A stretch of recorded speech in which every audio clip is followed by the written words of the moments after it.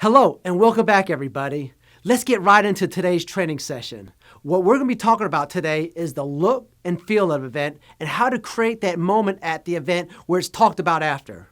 We're also going to talk about the student experience and how to create an experience that really gets them involved into what you're going to be teaching. And again, the key thing is that we don't have a lot of time to teach financial literacy, so we want to make sure that we're doing it in an effective way, in a way that's memorable to the audience. Up until this point, we've laid down the foundation, those critical components needed to teach personal finance. We discussed the psychology of money, measurement techniques, various teaching techniques, and ways to assess your audience. Today, we're going to drill down into those very specific areas again to give you a clear framework to follow. The goal is to give you confidence so you enter the classroom, you're able to recall and implement what you've learned. Before I get into that, we're going to be talking about creating an overall experience, because it's not just what you do in front of the classroom that matters, it's how you design this experience for the students or whoever you're teaching. This is a critical aspect of ensuring your event is memorable and makes a lasting difference in the lives of others. Now, here at the NFEC, we've been highly recognized for creating events, promotions, and campaigns that really create an impactful experience with the end user. We'll be covering a few of those here later as well. Most of us teaching this subject do not have the luxury of hosting semester or year-long courses. With a shorter course time, it is vitally important we create a memorable experience that they can think about when they leave your event. With that said, let's get right into creating a student experience. How do you create a program that will connect with your audience and will make an impact that you desire and that will also help you achieve some other goals as well? We're going to start off by talking about program design. A critical element of program design is understanding your audience. You heard this 50 times already. Creating a program that connects with them, not only what you're teaching in front of the class, but how the volunteers treat the audience, the mailers that go out, the different connection points you have with your audience during, before, and after your presentation. The actual language you're using is important as well when you're teaching the class. All of these things should be considered when you're doing your program design. Now, for us, the first thing we do is understand our audience. Who are they? What's their age group? What type of music do they like? What are those things that may connect with them? And really, we want to get a solid understanding of them on many levels. We could do through many ways: surveys, informal discussions. Maybe if you have people that know this audience or have an experience reaching the exact participants you're going to be talking with, bring them in as advisors or something to help you understand them on a deeper level as well. I personally like that one-on-one interaction with potential participants. Anytime that you're able to have that FaceTime with them, either a phone, online, or any time you can connect with them personally, it's going to help you better understand who you're serving. Once you have those answers in your head, then you want to create a draft of the program and really pay close attention to those critical elements, things like language, the look of the event, the feel, the flow, the usability, the alignment with standards, and their interest. All of these things we need to take into consideration. So we're not just talking about the event in the training itself, but also the material we're going to be teaching, the marketing pieces, the volunteers, every single element that the participant comes in contact with, we want to think through ahead of time. The goal is to make sure everything fits synergistically together so there's some consistency and there's a solid brand built behind your program. A couple examples. Let's say you had an event geared toward teenagers. Well, you really want to call that teaching financial responsibility because it doesn't connect with them. Yet, if you wanted to create an event that was fun, high pace, played music, and really taught them, money in a different way, that title would not fit at all. You want to make sure even your title of your event is aligned with the overall program and the outcomes they'll experience. Also, let's take a look at adults. Let's say you're working with adults that are planning for retirement. They're beyond a lot of the foundation. Now they're planning for retirement. We don't want to have financial recovery style topics in there or cater to that audience if we're looking to serve a different group of people. And same thing with kids. Hey, kids, we need to have some fun activities, a lot of movement, things like that. So you want to make sure when you're thinking about your programming, you're thinking about the audience you're serving, what's important to them, and thinking of your program as an overall brand. We want to deliver this brand in a very cohesive way that adds to your professionalism, shows you really thought through this event and program, and it gives you a really competitive advantage compared to what the average financial educator is doing out there. The program scheduling is also important. Many think it's a little detail, but it makes a big difference. You want to do surveys. You want to ask what dates, what times to host the event. But we learned the hard way through the School of Hard Knocks. I remember we were doing this event for an apartment complex, and they wanted to do it on a Saturday. We're like, okay, great. We'll fly out there, do this full day event on a Saturday. And really, nobody showed up. I mean, there was a very small audience, which was really unusual because we did a lot of marketing, a lot of promotions. We had giveaways, food, all that stuff. The things that attract people to the event we did. We've been successful in the past. It's always worked, but today it didn't. And what we found out, it was just simply the day that everybody plays soccer. That was soccer day. All the families were out playing soccer. That was the day they all got together within that community. But we could have taken that initiative because whatever the program is, the success falls on us. So I want you to take personal responsibility for any program you do.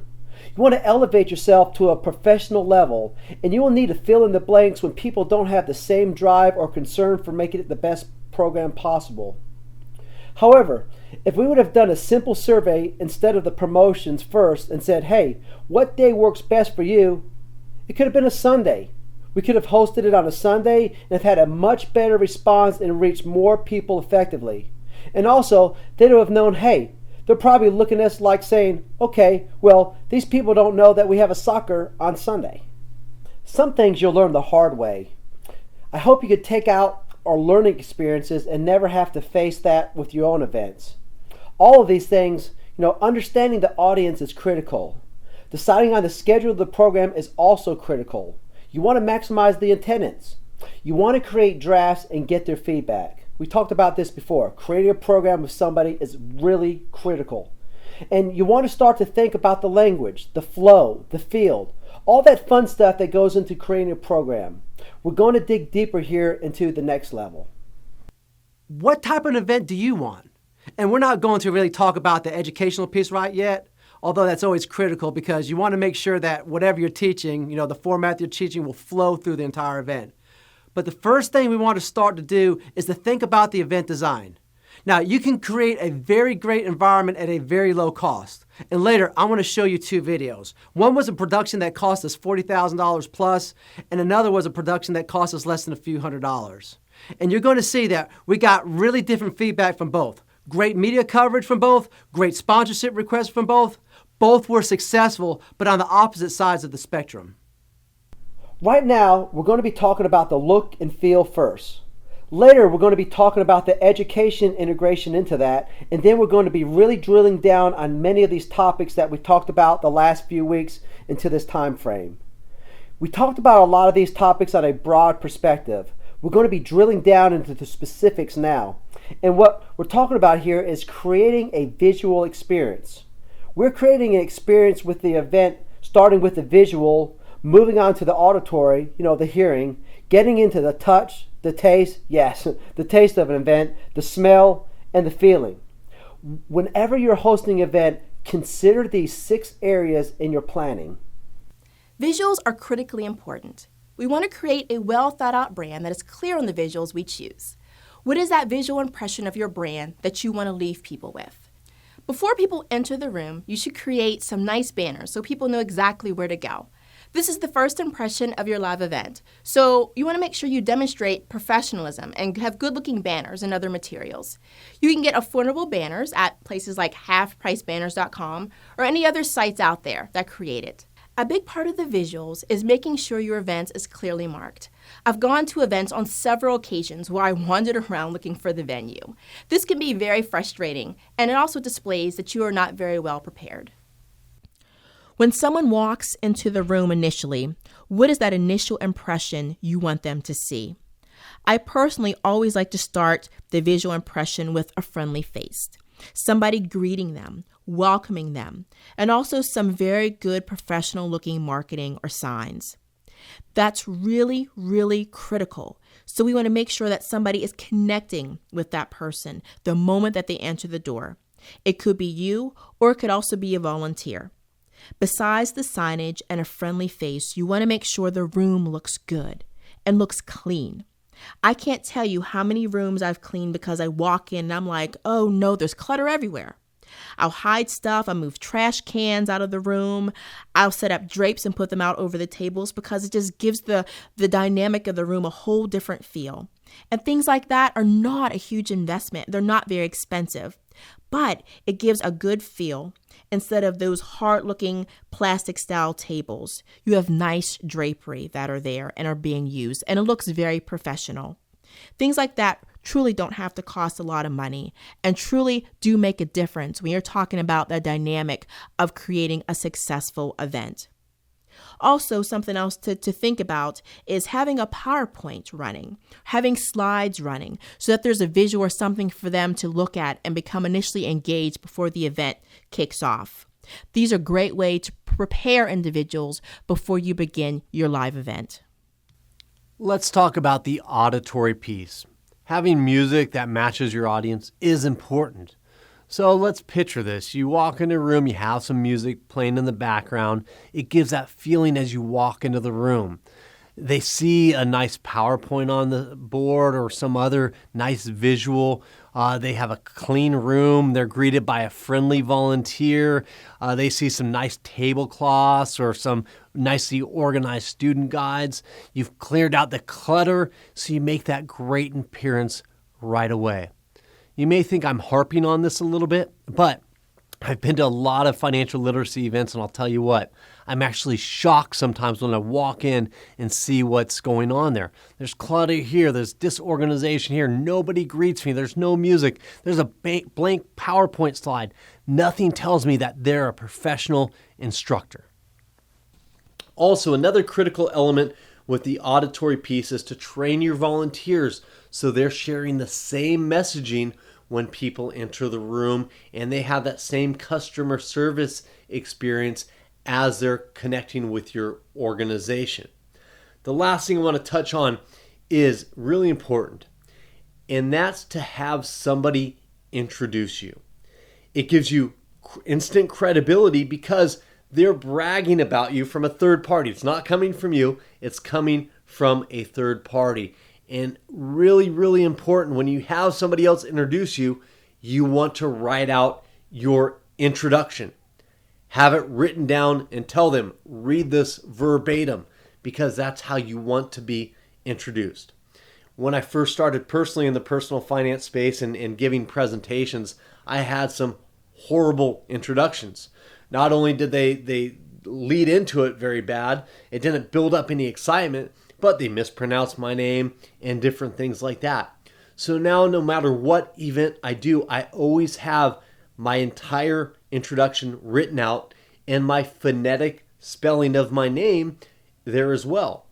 Before I was called Short, and they would never get Shorb right. So they always misspelled that. So I made sure I had the phonetic spelling there. And also another key thing is make sure that it's aligned with your target audience. I probably have 10 different introductions right around there for the different audiences I serve. One when I'm talking to educators like yourself, one when I'm talking to kids, teens, adults in recovery, adults in retirement planning. So for instance, let's look at my adult introductions. When I'm being introduced to adults that are going through financial recovery, that introduction shares my personal story of challenges I overcame. So immediately they have a connection with me. I'm not like coming in like a know-it-all, hey, I never went through that, follow my lead. No, I've been there. I've experienced the pain of going through financial recovery type situations. I understand where you're coming from. They get that sense even before I hit the stage. With the retirement planning topics, when we're talking to that type of audience, it's a completely different introduction. So it's really important you have multiple introductions that are specifically tailored to the audience you want to serve. You may be asking, why do you include smell? Well, I've been to many events where I've walked into the room, it smells dark, it smells danky, it stinks. The hotel room is at the bottom of the basement area and they smell. I've walked into many classrooms where they smell too. So if you don't have a choice of your venue, take care of the smell by bringing in some air freshener. It does create that impression initially. Another important part of smell is if you're serving food. Don't let the participants smell it during your presentation. I've seen students immediately lose their interest and focus on the smell of freshly delivered pizzas. Just a little distraction can keep your audience from picking up on a vital piece of knowledge. That leads us into taste. For longer events, you may want to bring food or snacks. If your event is over 3 hours, you want snacks at least for sure. For any event, always have water available. If you have any food there, be sure to plan when you want to let them eat. Some of our colleges offer food as an ethical bribe to get students to participate. In these cases, you will want to wait to give them their food until the end. Let's talk about touch. How do you make your audience comfortable and get them involved? First, it is important to make sure the chairs are comfortable. This is especially important for longer events. Have pens and paper available for them to take notes. A lot of the touch piece is built into our curriculum.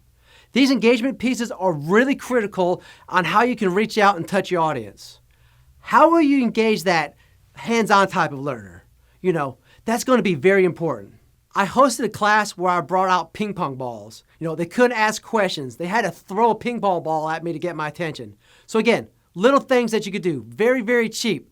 Get creative. If you're going to do something where they throw things at you, make sure it's not too hard. And also, if you give out noisemakers or giveaways, make sure not to do that at the beginning of the event. Make sure that anything that's going to distract them, you give that at the end of the event. The feeling. It's really critical that you have a cohesive feeling that's in there. How the volunteers interact with the audience, how you interact with the audience, the overall feel of the show. Do you want something dynamic, fast-paced, moving? Well, make sure everything's that way. Do you want something maybe more thoughtful, taking time, maybe more introspective? Maybe that's your audience. Well, create an event that fits the needs of your audience. Everything boils down to the audience. And if you've done your homework before, you understand their needs. You understand what they're looking for. You create the program with them, and you take those essential steps initially. Your event will be successful. One critical aspect on that. If you're using volunteers, make sure you train them. You want to start the education process the moment they walk through the door. And you want to learn about your audience on a deeper level the moment they walk through the door. So what do you want your volunteers to ask? What do you want them to find out? What do you want them to convey? Make sure you train your volunteers. It's so critical. And many times the volunteer and the person putting on the event have different personalities. It's like night and day. It doesn't give that cohesiveness, so it's really important to train your volunteers so they can deliver the material that you want, or should say, the message you want to say effectively. Let's move on here to the next. I'm going to show you a couple of videos. The first video is going to be at one of our events called Money X Live, and you're going to see right there this type of high-paced, fast energy movement that create through this event. The next event we're going to show you is one that we do for our veterans. Completely different. But let me explain our goal for each of these events. Money X Live, we had over 1,100 people at our first event. It brings out celebrities, sports stars, bands, DJs, while we teach them about money and personal finance. We did this at a big concert venue. The goals of it were to reach a lot of people, make a lot of noise in the financial literacy industry, help raise awareness and get media attention out and bring out the people that we know could be influential. Also, it was to build solid relationships with our sponsors and introduce us to the market in a way that made a splash. We were looking to raise funds, obviously, and awareness. That's what we're looking to do with this event, a very high production, high end. We have the entertainment coordinators of the Lakers that produces it for us. Really, really great show. All right, so what are you looking forward to in today's event? Everything. Everything? Yep, everything. That's a lot. I want to entrepreneur. I want to own my own business, so I'm hoping that this can help, like, further my education in it. How'd you hear about this event? It's everywhere. Yeah. Yeah? A little knowledge about money and a little. Yeah. I like the name, Money X, Money live. It makes it kind of a little interesting, like live. This season, Money X Live edutained over 3,000 people across the country with dynamic performances and practical financial wisdom. Money X Live Southern California started the tour off with a bang and served youth from over 30 nonprofit organizations. NBA champ, actor, and wellness expert John Sally shared his journey with a captivated audience. I cleaned up Donut Town. I went to work with my mother at the dry cleaners and at the caterer. At this point in time, I understand the value of working. At this point in time, better than any time, I understand the value of my money. Movie star and producer Wilmer Valderrama passionately shared his message of opportunity. And at the end of the day, you know, I'm very appreciative of the opportunities I've ever had. And one of the things I want to talk to you guys is about being responsible with those opportunities. 1,100 excited attendees also got to see skateboard legends Christian Hosoi and Brian Sumner discuss their personal money management lessons. TV star Tyler Christopher and the multi-talented Chris Judd engaged the audience with their stories of overcoming financial challenges. And Jesse Ballauer's moving story motivated students to become social entrepreneurs. Try to do something better, and help the community out, Yeah. The founder of Money X Live, Vince Shorb, was named the leading youth financial literacy expert by the OC Register. Everybody in here can do it. And when you do get this handle, I want you to share this information with others. Share it with your friends, share it with your family, because there's plenty of money to go around, and everybody out there deserves to live their own personal American dream. And the crowd was energized with live acts by Kaba, Modern Legacy, and Kelly James. So thank you all now for listening to this guy, because you know I love Money X Live. Money X Live. Next stop, Seattle, Washington, where over 1,300 high schoolers were greeted with a high-energy open. Like Super Bowl champion and current Seattle Seahawk Roy Lewis was on point with his message. How many people here want to make it rain? But before the rainstorm comes, you got to put it away. You know what I mean? And that's just the real deal. You got to make it rain in your pockets and your bank accounts first. Voted among the top 100 most influential people in music, Joey G illustrated how networking skills allowed him to do what he loves. Malcolm McCassie, MTV-made star and entrepreneur, conveys the importance of following your passions. I didn't have anyone like Money X Live to really tell me how to make it, how to save, to go after your dreams. Like, really, passion is the biggest thing you guys could ever have. Meaning, if there's not meaning behind what you do, you're not going to ever do good at it. Chad Penry, the co-founder of Money X Live, talks about planning for college and making important life decisions. You want to feel good about yourself, do something for somebody else. When you make your life about other people, it gives your life a lot more meaning, and you get a lot more benefits from it than you'd ever realize. Movie and TV star Randy Wayne shared how dedication is helping him achieve his career goals. I was a busser, I was a waiter, I was a carpet cleaner, I was a swim coach, I was doing retail. I did anything I could to pay the bills while I got where I wanted to go. But see, it wasn't about the money for me. It was about the practice, because I knew that the harder I worked and the more persistent I was, the money would come. The incredible Grand Junction community welcomed Money X Live and entertainer Chocolate Punk with open arms. The founder of the Stand Up for Financial Literacy campaign and VH1 star Serrano Kelly shared his thoughts on success. What is the single biggest contributor to success? The amount of times that you're willing to fail. Pro snowboarder Josh Sherman dropped some knowledge as Colorado's best dance crew, Break FX, and internationally acclaimed DJ Triple XL had the crowd moving. Wilmer Valderrama and Vince Shorb gave practical financial tips to the audience. Super Bowl champion and Sports Illustrated Player of the Year Seth Joyner shared his wisdom. A lot of people go to college and they wind up doing something else after they get that degree. Why? Because we go through changes. We change. but that education has given them the opportunity to get a lot of information, to expand their mind, to think critically, to think outside the box, and say to themselves, well, I started here, but this is where I really want to be. This is really what my passion is. The Financial Literacy Community of the Year Award was accepted by Karen Troster of U.S. Bank. And Olympic bronze medalist J.J. Thomas talked about how his growing skill set led to the formation of his band, Mile High, as they closed out the show.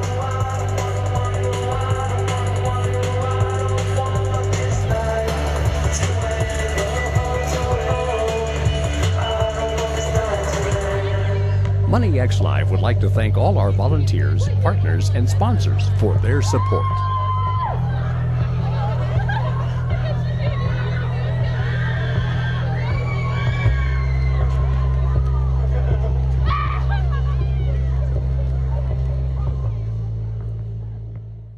On the opposite end of the spectrum, we had our veterans event. We broke this into 2 lessons. One, we did the actual event education piece, and the second, we did more of a media piece where we're giving them awards. So the education piece obviously really focused on the education. We wanted them to leave with very tangible material. Also, we wanted to raise awareness for veterans issues. We were working with nonprofit organizations, so we were trying to help them get out there. Help us get out there. Make these veterans feel good by giving them awards. We always offer complimentary events for our veterans, but we also look to raise awareness for veteran causes and those organizations that support that. We were able to do so with this event. Now, for the education portion of the event, we kept that private, but had a graduation event where we brought the media out. Media adds a lot to the whole day because when people see the camera crews, the photographers, and all that, it gets them excited. They feel it's different. It has a different energy about it. Another critical element of the Veterans event is that we did the actual educational event in June of last year. And then right before the 4th of July, we had our award ceremony. Question: why did we time it before the 4th of July? Anybody have an idea? Because the media is focused on covering things that are veteran related, military related, especially on the 4th of July. So we knew we had a much better chance of getting coverage, not only for the Financial Literacy Initiative, but also for the nonprofits we were supporting through that, and also the veterans. It was a big day.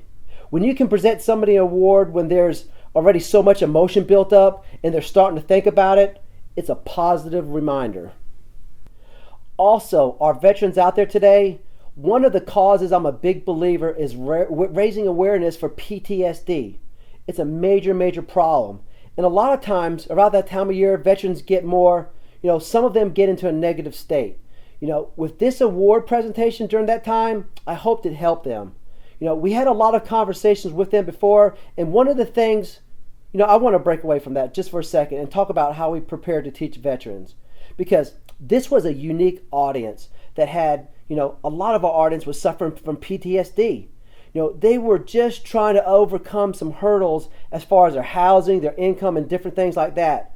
So they're really financially challenged. So we had to take a different approach in the training. We had to make sure that they understood that it was a secure environment. We put somebody at the back of the doors and shut the back door and let them know, hey, that's closed. You're safe. You don't have to keep turning around. So there's a lot of things that we had to do different with our veterans because they were going through that. We had to take a lot more breaks. So we spent a lot of time on learning the audience. We met with psychologists that were experts in PTSD because I really didn't know. I knew about the problems they had when they were coming back, but I really didn't know how to teach effectively when we had a group with the majority of them who were going through that trauma. So go those extra links to understand your audience. Let's play this video here. This is from KTLA, did a video show here. See again, that was nothing major that we had to do, but it made them feel good. After they received the awards, they were beaming. It was just a great ceremony. I felt rewarded after it. They felt rewarded. The nonprofit loved that the media was there. We were raising awareness. I think it was a win-win-win situation across the board. And when you're creating these events, always look for as many wins as you possibly can. So we're big believers in collaboration. So for this event, we didn't have to go out and market and do all the things to get the veterans there. We brought on a nonprofit partner that brought them to the venue. We didn't have to get a venue or spend money on renting a venue because they provided that for us. Helping vets with their debts. Local veterans taking part in a special program designed to get them back on their feet financially. The National Financial Educators Council, along with the Veterans Foundation, handed out awards in Long Beach today for graduates of the Financial Literacy Workshop. The program helps vets that may have accumulated debt while at war. The unemployment rate for veterans exceeds 20%, so today's workshop was certainly a valuable tool in helping them prepare for the financial battles here on the home front. When you have lack of knowledge dealing with financial issues, it tends to dampen your sense of pride. And by me attending and participating in this class, it's giving me confidence. I thought that the information was very practical, relevant. It was easy to understand. I learned 100 times more than I thought I would. I cannot believe you fit all that. We came expecting it to be strictly financial management, but it turned out to be a whole lot more, and touching areas that I never even imagined that they would deal with, areas that were critical to me. And these are graduates of the Military Money Skills Workshop. Number one, after 2 years, training program that was requested was personal financial management. Today's about real world money matter.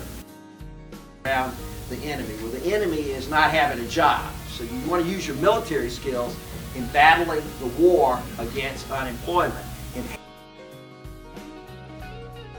We want them to understand how money works, how to manage it, how to make it, how to hold on to it, how to spend it appropriately. One of the visions that we have is to provide transition training for all the military troops, even active duty people, either virtual or live conferences, because even the veterans in the sands of Afghanistan and Iraq can literally go through our workshop. The Military Money Skills Workshop has been very beneficial for me. It's completely turned my life around and given me a different outlook on money and the importance of credit. And I would just like to thank the National Veterans Foundation for offering me the scholarship to take this course. It's really valuable, and it really goes a long way that we can partner up with a great organization such as this to help the lives of veterans. And I hope all the vets, they can find hope like I did. As you watch these videos, what can you use at your own event to make it something that's different, that stands out, that's appealing to the audience that you're serving? I want you to think about that during both of these videos, because our homework assignment here this week is actually to design a very affordable event that you can put on that's different, that stands out, that's unique, that creates a connection with your audience where they're motivated again to take action. Our priority are the people we're serving. We want to make sure they get the most relevant content that's going to make a lasting difference in their life. At the same time, we're thinking about how can we reach more people. That comes into the sustainability piece. Sponsorship is a big way. That's how we fund Money X Live. And the neat thing is, we look for that win-win. So we're not only creating an experience for the students, but we're also thinking about our sponsors. Where can we put their logo? Where can we plug them? Where can we make sure that whoever's coming understands that these companies were generous enough to help fund this event so they can attend it for free? You want to be different. You want to stand out in a way that's unique to you. You're starting to think about your own personal brand as an educator. Although we're teaching you how to be a more effective educator, what I want you to start to think about is your brand as an educator. How do you want to be perceived by your community? That goes to the lessons you teach, the type of events you put on, the volunteers, everything that creates the environment, that atmosphere. Let's talk about your event design. As homework, I want you guys to create an event for your target audience. Ignore that breaking up into groups part, but make sure your initial event costs under $500. It's easy to do if you're creative. Think about your collaborative approaches. People always say, well, the venue costs more than $500. Well, yeah, let's collaborate. What groups are you serving that you would like to serve already? Maybe it's a school. That's cool. If so, you already have a venue with people. You're going in. What can you bring in there that would differentiate or make it look different? If you're doing, let's say, a project-based learning activity in any of our curriculum, we have one for our kids that's a lemonade stand. You can spend a full day on this one activity that teaches them different things from budgeting to marketing to understanding the cost of things involved when they go out to make purchases. It does a lot of things. So you can actually roll up a lot of the lesson into one project-based learning activity, which makes it really neat. Be creative. Think outside the box. What's going to connect with your audience in a way that makes it fun, relevant, something different? It doesn't have to be way overboard. Like I would say, Money X Live is way over the board because we're just on a huge production level. But the Veterans one, it wasn't that big of a production, but it was actually a lot of fun to do. We got to meet some great people, collaborate with some great people. Yeah, it took some thinking about certificates and different things like that, but nothing too major. Again, it didn't cost a lot of money, and there was some great exposure.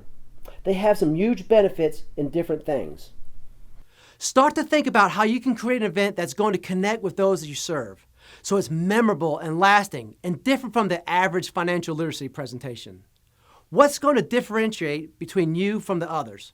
How will you distinguish yourself so you can actually go in there, show that you're more skilled than anybody that didn't go through this type of training? How are you going to make it an event that's talked about and also that sets yourself up, for many of you, I know you're looking to get paid in the future, so you can build your resumes, build some great testimonials, get some great media coverage, and help elevate you above the typical free speakers out there. I want you to think about this. This is going to be your homework. I would love to see what you put together, and I'm sure you're going to have some great ideas there. Put the video on pause right now and create your own event design. We talked about events. I hope that helped you create your own event. What we're going to discuss now is actually an activity we include in every single class we teach. We always want to make sure to have a dream and lifestyle activity within every class we're teaching. As mentioned in the financial psychology section, it's critical that we as educators bridge the concept of money with the participants' lifestyle goals. For those of you utilizing our curriculum, what you'll find is that we have a lot of activities that are based on uncovering their dreams, uncovering their lifestyle needs, and uncovering their goals, because whenever we're talking about money, we want to make sure and connect that with being able to live that desired lifestyle they have pictured in their head. This is very, very critical. It's also a great way for you to learn about your audience, learn about them, what motivates them, what are they getting into in the future, where do they see their future headed. We're going to leverage their answers as we teach them about developing and building the skills they'll need in the future. The important point I want to make very clear is to make sure you have a deep understanding of their dreams and lifestyle goals in activities and build that into every class that you do. It's very critical and, again, will help you understand your audience in a meaningful way. So, a great way to learn about your audience comes through these goals and dreams activities. You're able to share your personal goals and dreams, what motivates you, what you want to see for your future, and again, you can open it up for your audience to share. Now, to recap something we mentioned before, but it's very important, never force your audience to share their goals and dreams. It's a personal issue. Let them keep that to themselves. You can ask for volunteers, and as that trust builds in your class, more and more people will want to volunteer. As you're going through these dreams and goal activities, make sure you take notes and remember who's saying what. It's really, really critical. And if you have a great memory, you may not need to take notes. Personally, for smaller classes, I don't need to, but when it gets larger classes or if there's big gaps in between the training, I like to take notes and I like to be as detailed as possible. So as I go around the class, I'll ask, say, hey, what are your, what lifestyle goals do you have? Maybe somebody raises their hand and says, oh, I want to go travel to Rio, Brazil. Great, I'll write that down. And at the same time, I'll also ask, I'll piggyback off that. I'll say, who else in here would like to travel? I'll see how many people raise their hands. If it's a large majority of the audience, I know I'm going to share that example of traveling back very often. Or if I see that person that suggested they want to travel to Rio, Brazil, kind of nodding off or I'm losing them in class, I'll bring that example up in any way I can. So if we're talking about budgeting, I'll say, yeah, when I'm budgeting to go to Rio, Brazil, and you'll see the student who shared that example will perk right back up. It gives them an immediate jolt and it gets them back engaged in the conversation. So again, as you're learning about the goals and lifestyle needs of who you're serving, not only find out of the individual participants, but ask the broader audience if they agree with that, if that's something that they want to do, so you can see what's important to the class overall. And restate those specific goals as often as possible and target out those people that you need to wake up on a regular basis.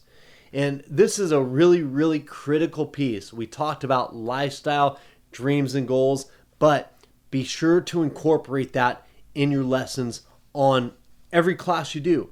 So if you have a class every day with them for a week, make sure you integrate some piece of that into every class and restate the goals and dreams that they already told you about.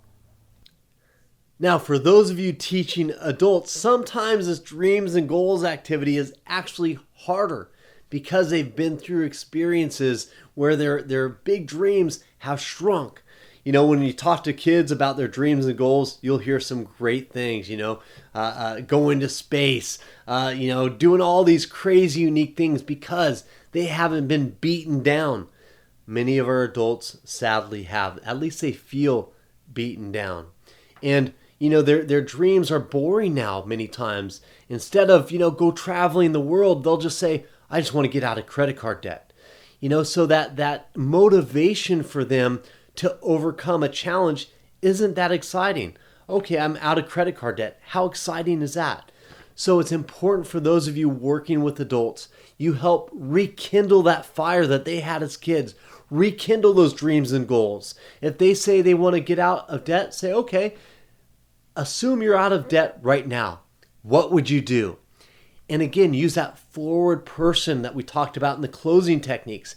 Use that to get them to imagine what they would do. Say, hey, if that weight of all that debt was lifted off your shoulders and you didn't have to worry about that, in fact, you had money saved, what are some of the things that you would want to do? How would you like to live your life? And get them beyond that. Get them to share things that they're really passionate about. It may be travel, maybe spending time with family, maybe even opening a restaurant or some entrepreneurial endeavor they dreamed about since they were a kid. Help them rekindle those things that died with them after the many times they struggled through different financial circumstances. That's great, but how would it make you feel? What are the next steps? Let's set their vision further ahead instead of just taking one small picture snapshot in time. Because if it's set here and they reach it, they're going to be satisfied with those end results. But if they're starting to think bigger and get excited over some potential future outcome, maybe a trip they want to take, or maybe reaching retirement or putting their kid through school, whatever the case may be there, it's going to be important we have these big dreams set up because they'll have these bigger expectations that excite them and move them to take action. Language and tone. This is all part of learning the audience and crafting an event that meets their needs. The dream and lifestyle activity is critical. The language and tone we use is also very, very critical. How do you want to come off? How do you want to be perceived? What is the acceptable tone for your audience? These are all very important. Also, you want to change your tone. Change how you deliver the material. Make it different, make it exciting, and different things of that nature. But language is critical. For instance, financial responsibility. What group might be motivated by becoming more financially responsible? Not many groups. It's not a big thing, and it's really not that important. Nobody really likes responsibility. It's not, even with adults. It's just not a big motivator. Another term that we use is financial security. Who might get motivated by that? Well, perhaps individuals who are older or more mature, parents, family members, things of that nature. But again, if you're working with students or teens or young adults, this is not going to be a term that's going to ignite them or get them excited about learning about personal finance. So maybe change it up and talk about something like gaining money skills, learning how to become a millionaire, and incorporate interactive learning styles like YouTube and things of that nature so that they understand there's different methods of learning as well and help to keep their interest. Other terms that we use very frequently are financial literacy, financial education, financial capability. Again, these will work for different demographics depending on who you're presenting to. If you're talking about learning about money and becoming financial literate, this might be a term more specifically used for perhaps adults. A more common term that'll be used is financial education. Gaining financial education. That's something that adults will grasp and understand a little bit easier than becoming financially literate. Now, financial capability is a term that you should use as an educator when you're talking to other professionals in the field. And I want you to really start thinking about how you interact with the professionals that you're going to be talking with. Because you want to remember that our main goal is to improve the financial capabilities of those that we serve. Capability is beyond education. It's actually getting them to take action, improving their abilities to make those right choices when it comes to their personal finances. This too is very, very important. The point of this section is to get you to focus on the language you use with your targeted demographic. Pay attention as you speak to various groups and retain what resonates with your audience and dump what doesn't. Teaching personal finance is about trying different techniques, and as your experience grows, you'll have an increasing library of activities, language, and lesson plans that you know work for your audience. Great job today. By making it to this 9th classroom session, you are proving that you're committed to your development. We thank and commend you for your efforts. The next class, we'll be discussing the NFEC's education philosophy: motivate, engage, educate, and move to action. This is full of practical tips and usable information. Keep up your pace and start the next video now or schedule it on your calendar immediately. Thanks and best wishes until I see you again on the next training video.